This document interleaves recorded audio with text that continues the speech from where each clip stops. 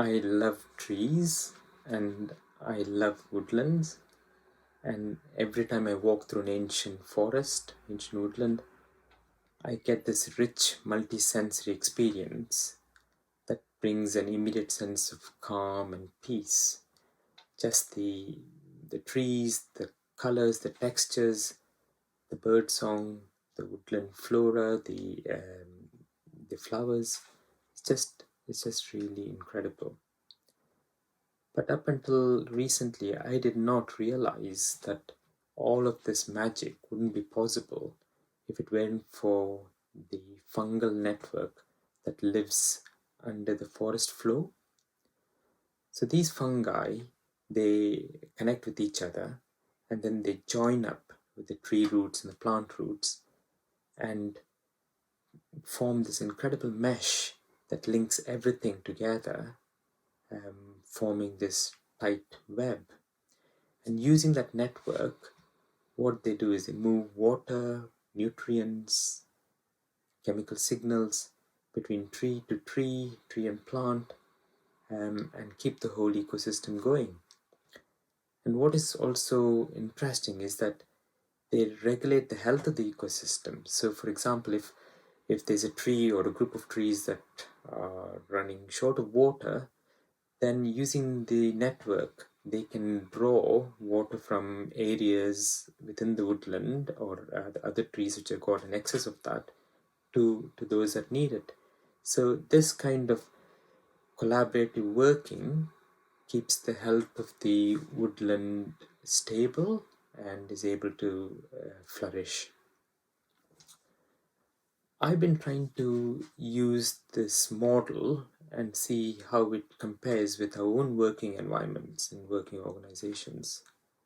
And if we were to think of the organization as an ecosystem, then the nature of the experience of living and working and using this in the organization would depend on the type and the strength of the connections that take place behind the scenes.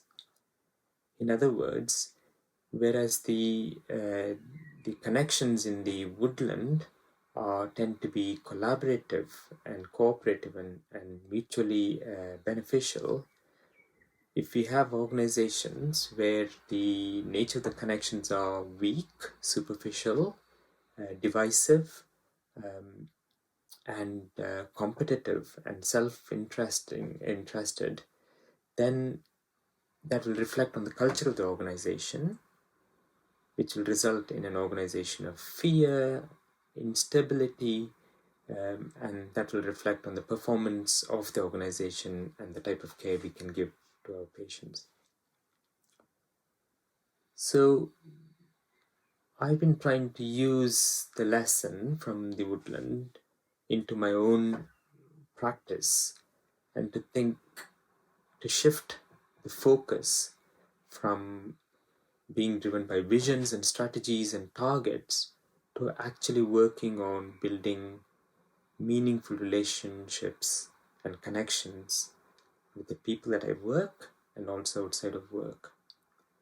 And that has taken a lot of effort to try and get around that concept and to try and put it into practice.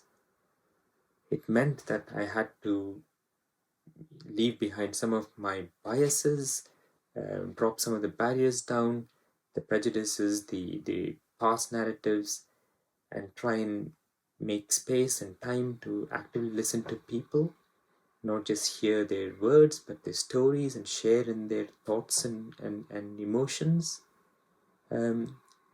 And also some of the systemic barriers to making those relationships possible. So, for example, trying to bring myself to work and not my titles or my job roles. Because when you compare it with the woodland fungi, as much as this organism is huge and covers several hundreds of meters, you cannot unpick and say where the head is and where the tail is. You can't say which part is the leader and which part is a follower. They can all be leaders and followers at the same time, because they're all working together for the common good. And that's a powerful principle to apply in our own working environments. And yes, it's not always easy, and sometimes I walk into work and there's crisis after crisis after crisis, and there's workload pressures and so on and so forth. But what I then do and try and do is to just step back and keep that image of the ancient woodland in mind, because even in woodland does face extreme threats from storms, from temperature differences and disease. But despite all of that happening, what the fungi keep doing is just connecting, supporting, and sustaining. And they keep doing that over and over again. And that approach has helped them become one of the most successful organisms on this planet, and also the most resilient ones. So, the bottom line is that when you focus on working on those relationships and building strong connections, both within your group and also reaching out to other groups and working collaboratively, what I've come to find is that I have a good day at work. My team also seem to have a better day at work, and the work gets done in a much better way as well. So, if we just look after each other, then the bigger things look after themselves. Thank you for listening.